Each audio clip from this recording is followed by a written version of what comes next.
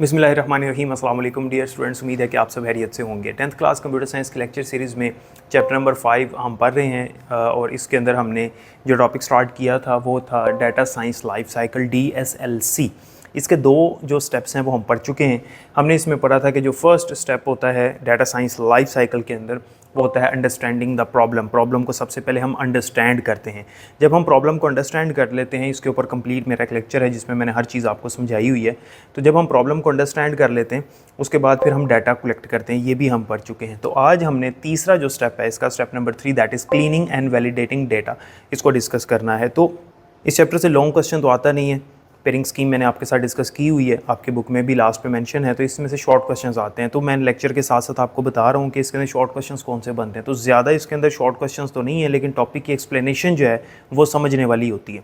ठीक है, तो आपने शॉर्ट क्वेश्चंस कहाँ से याद करने हैं वो मैं साथ साथ वैसे तो बता भी रहा हूँ, लेकिन जिन स्टूडेंट्स के पास मेरे नोट्स हैं जिसके अंदर इजी वर्डिंग में मैंने शॉर्ट क्वेश्चंस, लॉन्ग क्वेश्चंस और MCQs जो हैं वो सारे ऐड किए हुए हैं। Additional MCQs, additional short questions भी ऐड किए हैं, एक्सरसाइजेस के भी सॉल्व हैं, एक्टिविटीज़ भी उसके अंदर सॉल्व हैं और सारी चीज़ें इजी वर्डिंग में मौजूद हैं। तो वहाँ से आपकी तैयारी हो जाती है फुल फ्लेज और उसके अंदर कोई भी चीज़ जो है वो रहेगी नहीं, आपकी बोर्ड की मुकम्मल तौर पे तैयारी हो जाएगी। तो अगर जिन स्टूडेंट्स के पास वो हैं वो वहीं से सिर्फ तैयारी कर लें, जिनके पास नहीं है वो यहाँ से मैं निशान लगवा देता हूँ, तो आप यहाँ से कर लें।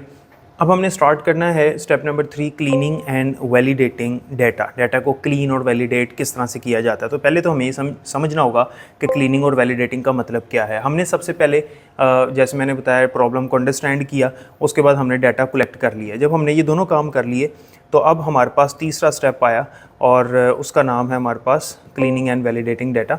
ये हमारा आज का टॉपिक है।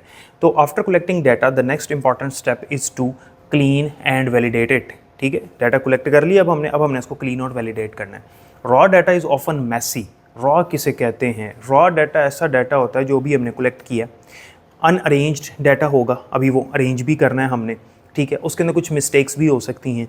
ठीक है, और वो फाइनल डाटा नहीं, तो उस डाटे के ऊपर अभी हमने प्रोसेसिंग करनी है, उसको फाइनल हालत में लेके आना। तो वो डाटा जो भी फाइनल हालत में नहीं है, ठीक है, अभी बिखरा हुआ है, हमने जस्ट अभी उसकी कलेक्शन की, अभी हम उसको अरेंज करेंगे, उसके अंदर जो मिस्टेक्स हैं उनको निकालेंगे, जो गैर ज़रूरी डाटा है उसको बाहर निकाल देंगे और फाइनल एक शेप में लेकर आएंगे। तो वो जो डाटा अभी फाइनल शेप में नहीं आया वो रॉ डाटा होता है। तो रॉ डाटा जो है वो बहुत मैसी होता है, जैसे मैंने बताया बिखरा होता है। इट में कंटेन एरर्स, उसके अंदर एरर्स हो सकते हैं, मिसिंग वैल्यूज़ हो सकती हैं, इवन रॉन्ग एंट्रीज़ भी हो सकती हैं।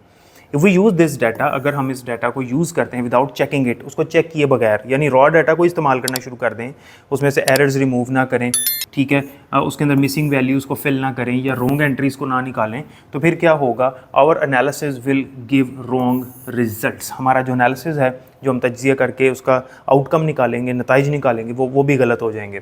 Remember that earlier we collected data using surveys and other methods. वो कह रहा है कि इससे पहले हमने डाटा कलेक्ट किया सर्वे से, मुख्तलिफ मेथड से।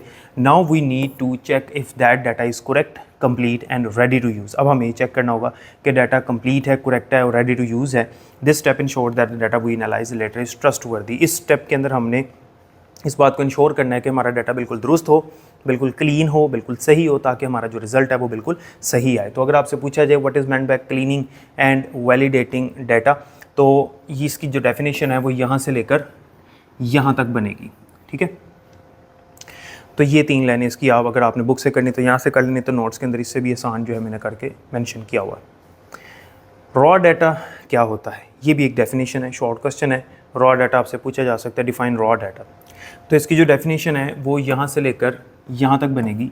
वो कहता है कि raw data is the original information, जो ओरिजिनल हमने डाटा भी कलेक्ट किया, that we collected from people, जो हमने लोगों से कलेक्ट कर लिया है, फ्रॉम सेंसर्स, वेबसाइट्स और एप्लीकेशंस, जो कि हमने पीछे पढ़ा ना, कलेक्शन के मेथड्स होते हैं, डिफरेंट सोर्सेज होते हैं। तो ये वो सोर्सेज लिखे हैं, लोगों से कलेक्ट किया, सेंसर से कलेक्ट किया, वेबसाइट से किए हैं, डिफरेंट एप्लीकेशन से किया। It has not been checked और क्लीनड येट। ये अभी हमने चेक नहीं किया हुआ और अभी इसको क्लीन नहीं किया, एरर्स वगैरह रिमूव नहीं किया, तो इसको हम रॉ डाटा कहेंगे। यहाँ पर उसने एक एग्जांपल दी हुई है, इस एग्जांपल को समझना तो फिर इसकी समझ आएगी रॉ डाटा की। वो कहता है मिसाल के तौर पे कि आपने 20 स्टूडेंट्स से सर्वे लिया, 20 स्टूडेंट्स से क्वेश्चन आंसर किए, उनसे डाटा कलेक्ट किया, और वो सर्वे किसके बारे में था? उनके फेवरेट स्पॉट्स के बारे में था। अब इसके अंदर जो हमने डाटा उनसे कलेक्ट किया उसकी ये एंट्रीज़ है, ये उन्होंने डाटा हमें फिल करके दिया स्टूडेंट्स ने। अब यहाँ पर देखें, गौर करें, जो अहमद है उसने जो हमें डाटा दिया, उसने उसने अपना नाम हमें दिया, फेवरेट स्पोर्ट उसने लिखा क्रिकेट, फ्रीक्वेंसी से मुराद कि वो कितना इसको खेलना पसंद करता है, तो वो ये कहता है कि मैं डेली इसको खेलता हूँ। स्टडी टाइम जो है वो उसका इवनिंग है, ठीक है, स्टडी वो इवनिंग में करता है और फ्रीक्वेंसी जो है वो डेली है। अली ने जो हमें डाटा दिया उसमें उसने अपने फेवरेट स्पोर्ट्स का नाम ही नहीं लिखा, ये मिसिंग डाटा है, इसको कहेंगे मिसिंग डाटा। रॉ डाटा के अंदर मिसिंग वैल्यूज़ भी हो सकती हैं, रॉ डाटा के अंदर रॉन्ग एंट्रीज़ भी हो सकती हैं, रॉ डाटा के अंदर इनकरेक्ट एंट्रीज़ हो सकती हैं, और रॉ डाटा के अंदर जो है वो एरर्स भी हो सकते हैं। तो ये मिसिंग वैल्यू आ गई। ये कहता है मैं वीकली और आफ्टरनून में ये स्टडी करता। फिर सारा ने जो हमें डाटा दिया उसमें फ़ुटबॉल डेली, और यहाँ पर ये भी मिसिंग वैल्यू मौजूद है। और अगर आप गौर करें, सारा ने जो हमें डाटा दिया उसके अंदर ये रॉन्ग एंट्री है क्योंकि यहाँ पर स्पेलिंग मिस्टेक है, फुटबॉल के स्पेलिंग गलत है। इसी तरह से सना ने जो हमें डाटा दिया जो सर्वे के मुताबिक, उसके अंदर उसने यहाँ पर फुटबॉल डेली और इवनिंग ये लिखकर हमें दिया। अब यहाँ पर क्या क्या प्रॉब्लम्स है, कुछ प्रॉब्लम्स मैंने आपको बता दिए। जैसे यहाँ पे देखें, एक ये मिस्टेक है, ये मिसिंग वैल्यूज़ हैं हमारे पास, और इसी तरह से ये स्पेलिंग मिस्टेक है इधर भी, ठीक है, डेली के स्पेलिंग यहाँ पर भी गलत है। और इधर देखें कि ये क्रिकेट में जो है वो सी स्मॉल है, जबकि बाकियों में जो है वो फर्स्ट करैक्टर जो है वो कैपिटल है। तो ये कंसिस्टेंसी नहीं है, वैल्यूज़ एक दूसरे के बराबर नहीं है, यहाँ पर ये प्रॉब्लम्स हैं। तो वो प्रॉब्लम्स उसने नीचे मेंशन भी की हैं जो मैंने आपको अभी बताई हैं, जिसमें वो यहाँ पर देखें वो कह रहा है कि पहली जो मिस्टेक है, पहला जो एरर क्या है, स्पेलिंग एरर्स हैं। स्पेलिंग एरर मैंने आपको बता दिए कौन कौन से हैं, वो उसने लिखे भी हुए हैं यहाँ पर। मिसिंग एंट्रीज़ कौन सी हैं वो मैंने आपको बता दी हैं, ये मिसिंग एंट्रीज़ हैं। मिक्स्ड कैपिटलाइजेशन यानी कहीं पर कैपिटल लेटर है, कहीं पे स्मॉल है, जैसे ये क्रिकेट का सी जो है वो स्मॉल है। तो ये 3 जो हैं यहाँ पर मिस्टेक्स थी रॉ डाटा के अंदर। स्पेलिंग मिस्टेक थी, मिसिंग डाटा था और मिक्स्ड कैपिटलाइजेशन थी। ये 3 तरह की यहाँ पर प्रॉब्लम्स उसने मेंशन की हुई हैं, जो मैंने भी आपको बताई भी हैं यहाँ पर, जिसमें स्पेलिंग एरर्स, मिसिंग एंट्रीज़ और मिक्स्ड कैपिटलाइजेशन ये आ गई हमारे पास। अच्छा, अब हमने करना क्या है, कॉमन डाटा एरर्स कौन कौन से होते हैं पहले ये पढ़ते हैं, फिर हम देखेंगे कि इसको हम किस तरह से सही करेंगे। अभी तो हम पढ़ रहे हैं कि एरर्स कौन कौन से होते हैं रॉ डाटा के अंदर। कॉमन डाटा एरर्स, हमारे पास जो कॉमन डाटा एरर्स आते हैं वो 3 तरह के होते हैं। ये कौन कौन से हैं? नंबर 1 इज़ मिसिंग, वो मैंने आपको बता दिया कि कुछ एंट्रीज़ हैं ही नहीं, मिसिंग है, खाली हमारे पास जगह पड़ी हुई है। डुप्लीकेट, डबल एक स्टूडेंट ने 2 दफ़ा एंट्री की हुई है, ये डुप्लीकेशन है, ये भी गलत है। और आउटलायर्स क्या होते हैं वो भी अभी आगे जाकर हम पढ़ते हैं, यानी ऐसी वैल्यू दे दी जो कि उसकी रेंज में नहीं आ रही, ठीक है, आगे जाके तफसील पढ़ते हैं इसकी। तो नंबर 1 मिसिंग डाटा, जो ब्लैंक सेल्स होते हैं, जो वैल्यूज़ हमारे, जैसे भी पीछे मैंने टेबल दिखा उसमें सेल ही ब्लैंक था, खाली था, एम्प्टी था, तो यहाँ पर जो है मिसिंग डाटा होता है। डुप्लीकेट एंट्रीज़ क्या है, एक स्टूडेंट ने 2 दफ़ा एंट्री कर दी हो, वो उसने लिखी हुई है। इनकंसिस्टेंट फॉर्मेट, कंसिस्टेंसी नहीं है, तसलसल नहीं है, कहीं पर कैपिटल लेटर है, कहीं पर स्मॉल लेटर है, ठीक है, तो ये भी चीज़ ठीक नहीं है। जैसे यहाँ पर लिखा हुआ है, कहीं पर इस तरह से क्रिकेट लिखा हुआ है, कहीं पे इस तरह से लिखा हुआ है, कहीं पे सारे कैपिटल कर दिए, कहीं पे सारे स्मॉल, कहीं पे पहला कैपिटल कर दिए बाकी स्मॉल। तो ऐसे नहीं होना चाहिए, सब जगहों पे सेम होना चाहिए, ताकि कल को जब हमने उसके ऊपर काम करना है तो हमारे लिए आसानी हो, रीडेबल हो। उसके बाद स्पेलिंग मिस्टेक्स, जो कि मैंने पहले आपको बताया, फुटबॉल के स्पेलिंग गलत थे, डेली के स्पेलिंग गलत थे। अभी आउटलायर्स क्या होते हैं? स्ट्रेंज वैल्यूज़, ऐसी वैल्यूज़ जो कि रेंज में ही नहीं है, हमें पता है कि ये वैल्यू हो ही नहीं सकती। जैसे कि वो कहता है जी कि मैं 1000 टाइम्स पर वीक जो है वो इसको खेलना पसंद करता हूँ, हालांकि वहाँ पे आना चाहिए था डेली में पसंद करता हूँ, वीकली या मंथली कितनी देर खेलता हूँ। तो क्या ऐसा पॉसिबल है कि एक वीक में कोई स्टूडेंट जो है वो कोई स्पोर्ट्स 1000 टाइम्स खेल सके? तो ये पॉसिबल नहीं है, ये आउटलायर्स होते हैं। यानी वैल्यू तो है लेकिन ऐसी वैल्यू है जो कि स्ट्रेंज है, जो कि पॉसिबल ही नहीं है। तो इस तरह भी कई लोग करते हैं। अक्सर ऐसा होता भी है कि जब इंस्टीट्यूशंस या अकेडमी, स्कूल्स और कॉलेजेस वाले जब सर्वे करते हैं स्टूडेंट्स से, तो स्टूडेंट्स मजाक से भी इस तरह की वैल्यूज़ ऐड कर देते हैं जानबूझ के फ़न में। तो इस तरह की वैल्यूज़ को हम कंसीडर तो नहीं ना कर सकते, तो वो हमारे लिए फ़ायदेमंद नहीं है। अब ये तो हमने पढ़ ली एरर्स, ठीक है, रॉ डाटा के अंदर जो मिस्टेक्स थी 3 तरह की हमने पढ़ी, मिसिंग, डुप्लीकेट और आउटलायर्स। अब डाटा वैलिडेशन टेक्निक्स, जो हमारा ये स्टेप था, cleaning and validating.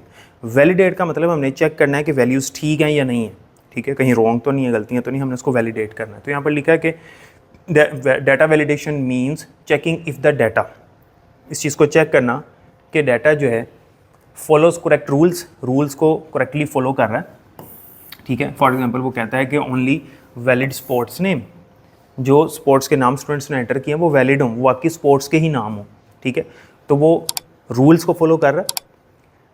Has the right type of values, क्या वैल्यूज़ ठीक हैं, जैसे मैंने आपको बताया कि आउटलायर्स तो नहीं है उसके अंदर।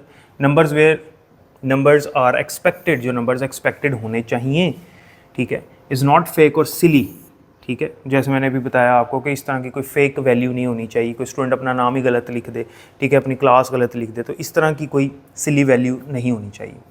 A validation example validation rule allow only one of these values for favourite sport, football, cricket, badminton और हॉकी। अगर आप सर्वे के दौरान यानी डाटा कलेक्शन के दौरान रूल सेट कर देते हो और उनको बता देते हो कुछ वैल्यूज़ के, इन्हीं वैल्यूज़ में से आपने कोई वैल्यू चूज़ करनी है, इन्हीं स्पोर्ट्स में से कोई स्पोर्ट आपने चूज़ करना है, फिर चांसेस ज़्यादा हो जाते हैं कि वो रॉन्ग एंट्रीज़ ना करें, आउटलायर्स ना ऐड करें, सिली वैल्यूज़ ना ऐड करें, गलत वैल्यूज़ ना दें, ठीक है। अब आपने बता दिया कि यही वाले स्पोर्ट्स आपने इनमें से कोई एक सिलेक्ट करना है, फुटबॉल, क्रिकेट, बैडमिंटन, हॉकी, या लास्ट पे कह दें कि नन ऑफ दीज़ के हमें इनमें से कोई भी नहीं, कोई स्टूडेंट कहता है कि मुझे इनमें से कोई भी पसंद नहीं, ठीक है, वो स्नोकर खेलना पसंद करता हो तो वो कहे कि मुझे इसमें से कोई भी पसंद नहीं है। तो क्या है कि हम अगर उसको डाटा कलेक्शन के दौरान ही कुछ स्पेसिफिक वैल्यूज़ दे देंगे, जैसे अक्सर मल्टीपल चॉइस क्वेश्चंस होते हैं कि उन्हीं में से आपने कोई आंसर चूज़ करना होता है, तो अक्सर सर्वे फॉर्म्स के अंदर आपने देखा होगा कि क्वेश्चन होता है तो नीचे ऑप्शंस होती हैं कि इसमें से आपने कोई ऑप्शन को सिलेक्ट करना है। Validation in surveys for this purpose consider the following. अगर आप ये रूल बनाना चाहते हैं कि उन्हीं वैल्यूज़ में से स्टूडेंट सेलेक्ट करें और गलती के चांसेस या आउटलायर्स वैल्यूज़ के चांसेस कम हो, तो फिर आपने क्या करना है कि use multiple choice instead of blank text boxes. बजाय इसके कि आप टेक्स्ट बॉक्स दे दें कि वो खुद हाथ से लिखें, आप उनको मल्टीपल चॉइस क्वेश्चंस दें, ऑप्शंस दें, उनमें से उन्होंने कोई सिलेक्ट करना हो। Make important questions as required so no one skips them. Missing values से बचने का तरीका ये है, जो भी मैंने आपको बताया कि अगर वैल्यूज़ आप चाहते हैं कि मिसिंग वैल्यूज़ से बचना, तो आप जो इम्पॉर्टेंट क्वेश्चंस हैं उनको मार्क कर दें या स्टार लगा दें, टिक कर दें कि इनका जवाब देना लाजमी है, इसके अंदर कुछ लिखना ज़रूरी है। यूज़ ड्रॉप डाउन्स और check boxes to reduce spelling mistakes. अगर आप स्पेलिंग मिस्टेक्स रिड्यूस करना चाहते हैं तो वहाँ पर आप क्या करें कि ख़ुद से वहाँ पे ऑप्शंस लिख दें, ठीक है। ड्रॉप डाउन से मुराद ये है कि आपने क्लिक किया और नीचे एक मेन्यू ओपन हो गया, वहाँ से उन्होंने सिर्फ सेलेक्ट करना है। तो ये जो हमने यहाँ पे पढ़ा ना कि 3 तरह के एरर होते हैं हमारे पास, मिसिंग, डुप्लीकेट और आउटलायर्स। इनसे बचने के लिए आपने क्या करना है कि जब भी आपने फॉर्म बनाना है तो आपने मल्टीपल चॉइस क्वेश्चंस रखने हैं ताकि उसके अंदर कोई आउटलायर वैल्यू ना आ जाए, कोई सिली वैल्यू ना आ जाए, रॉन्ग एंट्री ना हो जाए। Make important questions as required, जो रिक्वायर्ड क्वेश्चंस है उनको टिक मार्क कर लें, स्टार लगा दें कि ये लाजमी आपने फिल करना है, उसके बगैर वो आगे ना जाए। यूज़ ड्रॉप डाउन और check boxes. Drop down menu दे दें, जहाँ पर मेन्यू के अंदर वैल्यूज़ आ रही हैं उनमें से कोई सिलेक्ट करना है। जैसे अक्सर आपने देखा होगा कि हम किसी वेबसाइट पे जाते हैं, फॉर्म फिल कर रहे हो, तो वहाँ पे हमने कोई कंट्री या सिटी को सिलेक्ट करना हो तो वहाँ पे वो ये नहीं कहता टाइप करें, क्योंकि टाइपिंग के दौरान मिस्टेक्स हो सकती हैं, कोई रॉन्ग एंट्री हो सकती है। वो ड्रॉप डाउन देता है, हम क्लिक करते हैं तो नीचे कंट्री के नेम्स आ जाते हैं, ठीक है। तो कंट्रीज़ जहाँ जितनी शो हो रही थी उनमें से कोई भी हमने जस्ट सेलेक्ट करनी होती, टाइप नहीं करना होता, तो वहाँ पे तो गलती के चांसेस नहीं, क्योंकि जितनी कंट्रीज़ हैं वो तो एग्जिस्ट करती हैं और स्पेलिंग भी ठीक है। तो ये भी काम आपने करना है। तो अच्छा, ये काम कहाँ पर होगा? ये काम होगा हमारे पास गूगल फॉर्म्स के थ्रू। अगर हम फॉर्म क्रिएट करते हैं, यानी अगर हम सॉफ्टवेयर के थ्रू फॉर्म क्रिएट कर रहे हैं, ऑनलाइन कोई फॉर्म क्रिएट कर रहे हैं और लोगों को उसका लिंक सेंड कर रहे हैं, तो उसके अंदर फिर ये ड्रॉप डाउन और चेक बॉक्सेस होंगे, ठीक है। और अगर हम पेज के ऊपर प्रिंट करके दे रहे हैं तो वहाँ पर भी आप ऑप्शन दे दें, चेक बॉक्सेस लगा दें। यानी आप क्या करें, अगर आपने फॉर्म दिया है मैनुअल, ठीक है, फिज़िकली आपने उनको फॉर्म दिया है, तो फॉर्म के अंदर आपने क्वेश्चन लिखा तो नीचे जो है वो ऑप्शंस दे दें और साथ बॉक्स लगा दें कि इनमें से कोई एक सिलेक्ट करें ताकि वो किसी को सिलेक्ट कर सकें, ठीक है। तो ये तरीका होता है। तो ये हमने क्या पढ़ा? हमने ये पढ़ा कि एरर्स हमारे पास कौन कौन से होते हैं रॉ डाटा के अंदर। सबसे पहले तो इस टॉपिक के अंदर जो तीसरा स्टेप था कि क्लीनिंग और वैलिडेटिंग से क्या मुराद है, वो मैंने आपको बताया कि वैलिडेटिंग का मतलब ये है कि चेक करना कि हमारे डाटा जो रॉ डाटा आया है उसके अंदर कोई problems, mistakes, missing values, spelling mistakes, outliers, ये चीज़ें तो नहीं हैं। इस चीज़ को कहते हैं वैलिडेट करना। उसके लिए हमने पहले पढ़ा रॉ डाटा होता क्या है, उसकी एग्जांपल हमने देखी और उसके अंदर जो एरर्स थे वो भी हमने उसकी एग्जांपल देख ली। और उसने कहा कि कॉमन डाटा एरर्स 3 तरह के होते हैं, मिसिंग, डुप्लीकेट और आउटलायर्स, वो भी हमने यहाँ पर पढ़ लिए। उसके बाद हमने डाटा वैलिडेशन टेक्निक्स पढ़ी कि अगर आपने डाटा वैलिडेट करना है, चेक करना है, तो 3 चीज़ें चेक करनी है, क्या वो रूल्स को फॉलो कर रहा है कि नहीं कर रहा, ठीक है, राइट वैल्यूज़ हैं कि नहीं है उसके अंदर, और फेक और सिली वैल्यूज़ तो नहीं है, ये हमने चेक कर लिया।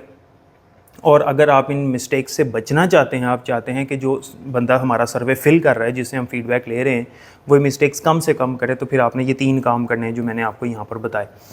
और यहाँ पे वो कह रहा है tools like Google sheets, excel provide rules that can help validate data. ये वो सॉफ्टवेयर हैं जिसके अंदर हम रूल अप्लाई कर देते हैं। अब यूज़र गलत एंट्री करेगा भी तो सॉफ्टवेयर रोक देगा, उसे बता देगा गलत एंट्री। आपने अक्सर देखा होगा वेबसाइट के ऊपर, अगर हम ईमेल एड्रेस एंटर ना करें तो वो कहता है कि दिस इज़ रिक्वायर्ड, हमें वो आगे नहीं जाने देता, रेड कर देता उसको, ठीक है।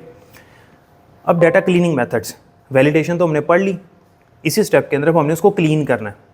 जहाँ मिस्टेक्स नज़र आ रही हैं उनको ख़त्म करना है। अब मिस्टेक्स जब ख़त्म करेंगे डाटा हमारा क्लीन हो जाएगा। तो रॉ डाटा को कन्वर्ट करना क्लीन्ड फॉर्म के अंदर, यानी उसको फाइनल हालत में लेकर आना, उसको क्लियर फॉर्म में लेकर आना, बिल्कुल सही दुरुस्त फॉर्म में लेकर आना, उसको क्लीनिंग डाटा कहते हैं। उसके लिए वो क्या कहता है, once we find mistakes, validation के दौरान जब मिस्टेक्स हमें नज़र आ जाएँ, वी नीड टू फिक्स और रिमूव देम, हमने उसको फिर फिक्स और रिमूव करना है।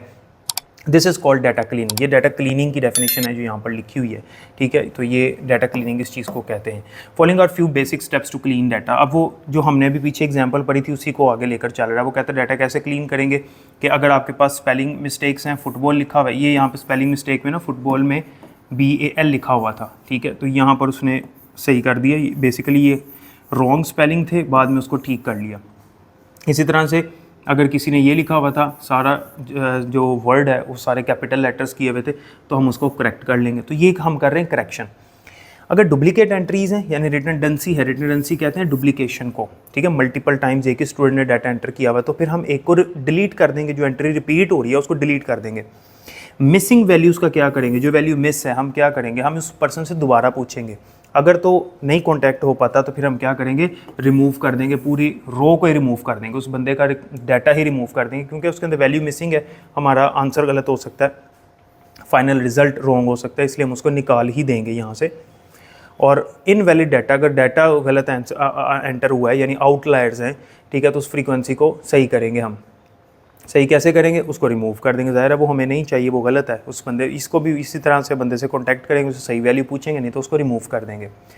अच्छा, हम क्लीनिंग क्यों करते हैं, वाई क्लीनिंग मैटर्स, ये लास्ट चीज़ है इस टॉपिक के अंदर। क्लीनिंग क्यों करते हैं, वैसे तो मैंने आपको बता दी क्लीनिंग क्यों करते हैं, क्योंकि अगर हमने डाटा क्लीन नहीं किया होगा, रॉ डाटा होगा, तो कल को हमें समझने में भी प्रॉब्लम होगी, और जो वैल्यूज़ गलत हैं उससे हमारा आंसर भी गलत आएगा, ठीक है। जहाँ पर मिक्स्ड कैपिटलाइजेशन है वहाँ पे उसको समझना भी मुश्किल होगा, देखते ही उसके अंदर प्रॉब्लम्स आएंगी, इसलिए हम उसको क्लीन करते हैं। Suppose we skip this step and we analyze data that includes. वो कहता है फ़र्ज़ करते हैं हम क्लीनिंग नहीं करते, ये जो थर्ड स्टेप हमने पढ़ा आज के लेक्चर में, वो कहता है हम इसको मिस कर देते हैं, छोड़ देते हैं, स्किप कर देते हैं और नेक्स्ट स्टेप पे मूव करते हैं, तो फिर क्या होगा, मिस स्पेल्ड स्पोर्ट्स, ठीक है, हमें स्पोर्ट्स के स्पेलिंग गलत मिलेंगे। Missing times of the day, study time, जैसे उसने लिखा हुआ 1000 टाइम्स पर डे, हमारा डाटा गलत है। अब यहाँ पे उसने लिखा हुआ है कि इन समरी अगर हम इसे छोड़ देते हैं तो क्या होता है कि we can say that clean data leads to smart decisions. अगर हम डाटा क्लीन करते हैं तो कल को स्मार्ट डिसीजन लेने में हमें आसानी होती है। Dirty data leads to incorrect results, लेकिन जो डर्टी डाटा होता है यानी रॉ डाटा ही ऐसे हमने आगे चला दिया तो जो रिज़ल्ट आएगा हमारा वो भी इनकरेक्ट होगा। अब इसके अंदर आपने याद क्या करना है वो देख लें जो मैंने भी आपको बताया, और फिर लास्ट पे एक मैं क्वेश्चन स्क्रीन पे शो करूँगा, उसका भी आपने कमेंट सेक्शन में आंसर देना होगा, जिससे पता चलेगा आपको कितनी समझ आई है आज के लेक्चर की। तो यहाँ पर आपने सबसे पहले तो ये जो स्टेप है क्लीनिंग एंड वैलिडेटिंग डाटा, इसकी डेफिनेशन आपने याद करनी है जो कि यहाँ से लेकर यहाँ तक बनेगी, ठीक है। उसके बाद आपने रॉ डाटा की डेफिनेशन याद करनी है जो कि फर्स्ट 2 लाइन्स के अंदर मौजूद है। फिर आपने यहाँ पर ये याद करना है कि डाटा वैलिडेशन टेक्निक्स कौन कौन सी होती हैं, तो उसमें 3 हैं। अगर आपसे पूछा जाए कि राइट डाटा वैलिडेशन टेक्निक्स, तो फिर आपने यहाँ से लेकर यहाँ तक लिखना है, ये आपने यहाँ पर मेंशन कर देना। और अगर आपसे पूछे वैलिडेशन रूल्स कौन से हैं, तो ये 3 रूल्स जो हैं, एक ये वाला हो गया, इसी तरह से 2 ये वाले रूल्स हो गए, ठीक है। और यहाँ पे आपने याद रखना है कॉमन डाटा एरर्स कौन से होते हैं, ठीक है। कॉमन डाटा एरर्स कौन से होते हैं, मिसिंग, डुप्लीकेट और आउटलायर्स, ये MCQ में वो आपसे पूछ सकता है। और उसके बाद फिर why cleaning data matters, data cleaning जो है वो क्यों मैटर करती है वो भी करना है। और एक ये भी डाटा क्लीनिंग मेथड्स जो हैं उसके अंदर डाटा क्लीनिंग का मतलब क्या है, तो ये 2 लाइनें जो हैं वो आपने याद रखनी है। और डाटा क्लीनिंग मैटर्स जो है उसके अंदर आपने ये याद करना है, ये जो यहाँ पे लिखा हुआ ना कि we can say that clean data leads to smart decisions, यानी इन समरी जो है ये इतनी सी आप याद कर लें कि अगर आपसे पूछे कि वाई डाटा क्लीनिंग मैटर्स, ठीक है, तो आपने फिर इसको लिख देना है। तो उम्मीद करता हूँ कि यहाँ तक हर चीज़ क्लियर है। क्वेश्चन स्क्रीन के ऊपर मैं शो कर रहा हूँ, इसका कमेंट सेक्शन में आंसर दें जो कि इसी टॉपिक से रिलेटेड है, और इससे पता चलेगा आपको कितनी समझ आई और आपको भी पता चल जाएगा। कोई क्वेश्चन हो तो कमेंट सेक्शन में पूछिएगा। अपना ख्याल रखिएगा। अल्लाह हाफ़िज़।